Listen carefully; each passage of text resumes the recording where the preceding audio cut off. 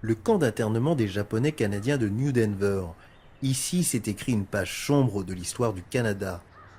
Nobi Hayashi est la mémoire vivante du camp, et 70 ans après le bombardement de Pearl Harbor, il n'a pas oublié l'incompréhension de son père quand la police montée est venue l'arrêter.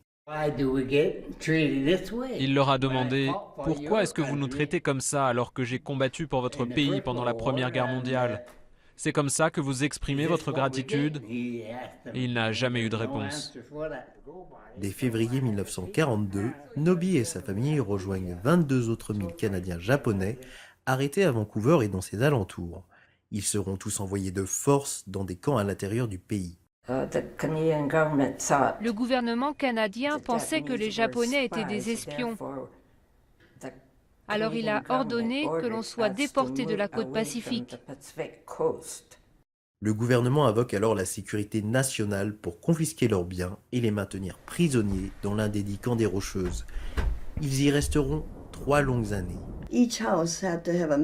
Dans chaque maison, il y avait un minimum de 5 personnes et nous étions seulement 3. Alors on vivait d'un côté et une femme et son mari occupaient l'autre côté. C'est comme ça que nous vivions. À la fin de la guerre, Ottawa leur donne le choix. Soit ils restent au Canada, mais à l'est des Rocheuses et loin du Pacifique, ou selon le terme officiel, ils seront rapatriés volontairement au Japon.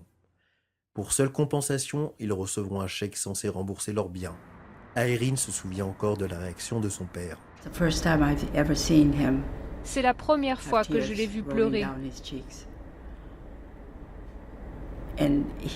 Il a seulement dit « Quelle insulte ! Quelle insulte !» Irene devra attendre 3 ans avant de pouvoir revenir au Canada et 40 ans de plus pour qu'Ottawa présente des excuses officielles.